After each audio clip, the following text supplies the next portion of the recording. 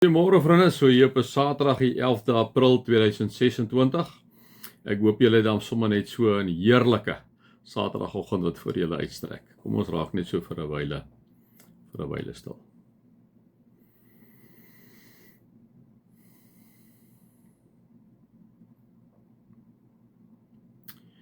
Here, die een ding wat ons kort, Vader, in hierdie lewe in die regerings, vernaamlik in regerings wêreldwyd, is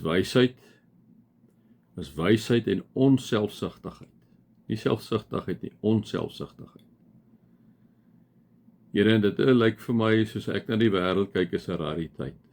Daar's baie min mense wat wysheid het.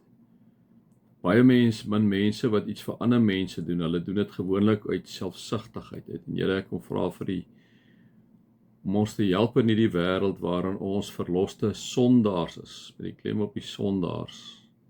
Wil is ons verlos. Om ons te help om al hoe meer soos U te wees, Here. Help ons daarmee deur die Heilige Gees. Amen. En mag daar vir julle genade en vrede en oorvloed wees omdat julle God ken, Jesus ken en die Heilige Gees ken.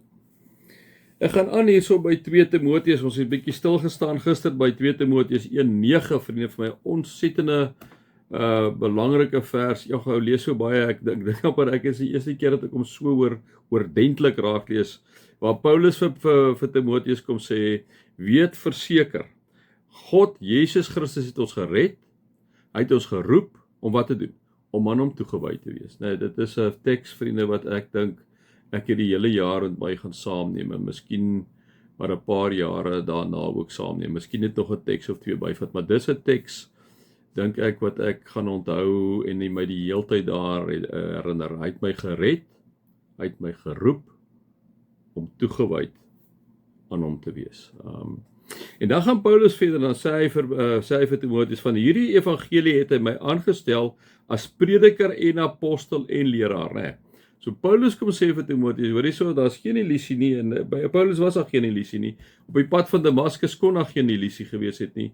Dat van hierdie evangelie van Jesus Christus as die weg en die waarheid en die lewe, niemand kom by die Vader behalwe deur hom nie. Van hierdie evangelie sê hy het God, hy met 'n hoofletter, God my aangestel om te preek, om 'n apostel te wees, 'n gestuurde te wees en om 'n leraar te wees. So jy moet preek, jy moet mense leer, en apostel beteken jy's gestuur, jy moet gaan waartoe God jou sit, en hy's inderdaad 'n apostel, 'n gestuurde deur God na die heidene nasies toe om daar apostel te wees, né?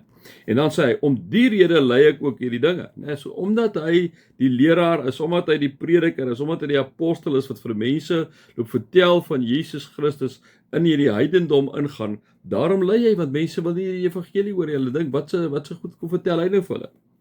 Dan gaan hy aan en sê hy, maar hierdie leiding, maar dit skrik my nie af nie, want ek weet op wie ek vertrou, en ek is daarvoor oortuig dat hy magtig is om wat hy aan my toevertrou het, tot op die dag wat hy weer kom in stand hou. Nou vriende, dis 'n groot ding. Paulus sit in die tronk, in gevangenis, wanneer hy hierdie brief skryf vir Timoteus, en hy kom sê hy's nie bang om te ly, om die evangelie te verkondig nie, en dan kom sê hy die volgende, hy sê, maar skrik my nie af nie. Hoekom?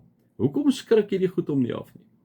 Hoekom behoort dit ons ook nie af te skrik wanneer ons uit die goddelike karakter wat God in Christus deur die Gees vir ons gee, om daaruit te lewe? Nie kom skrik dit hom nie af nie, en behoort dit ons nie af te skrik nie. Skrik my nie af nie, want ek weet op wie ek vertrou. Dit is 'n groot ding wat hy sê. Hy weet op wie hy vertrou, en wie vertrou hy op? Hy vertrou op God die Vader, die skepper van die hemel en die aarde, Jesus Christus se eniggebore seun, ons Here, liewe vriende, en die Heilige Gees. Hy weet, hy's nie bang nie, hy skrik nie, want hy weet op wie hy vertrou. Dis dieselfde taal wat Dawid gebruik. Met my God loop ek 'n bendestorm, met my God spring ek oor 'n muur, né? Dieselfde taal, liewe vriende, wat die profete gebruik. Ek skrik nie, skrik my nie af nie, al sit ek in die tronk, al ly ek vir die evangelie, want ek weet op wie ek vertrou, ek weet die God wat ek op vertrou sal magtig.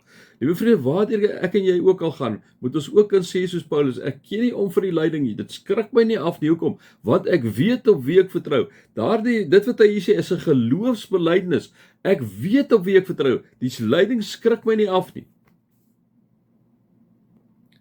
En ek is daarvoor oortuig, sê Paulus, dat hy magtig is om wat hy aan my toevertrou het tot op die dag wat hy weer kom in stand hou. En wat het God aan Paulus toevertrou? Hy het die boodskap van Jesus Christus, die evangelie van die verlosser van die heelal, het hy aan Paulus kom toevertrou. En daarom sê Paulus vir Timoteus, ek is nie bang nie, ek skrik my nie af nie, ek weet op wie ek vertrou, en God wat sal by my wees om my te lei ook in hierdie tyd, met alles wat hy my toevertrou het.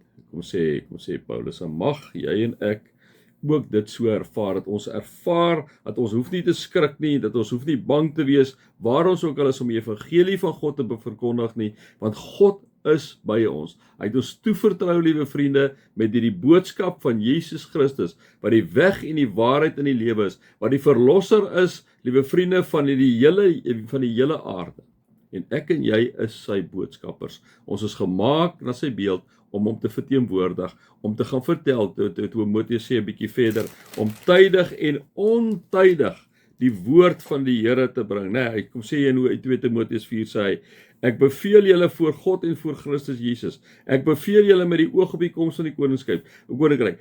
Verkondig die woord, hou daarmee vol, tydig en ontydig. Ons gaan nou later weer 'n bietjie daarby stil staan.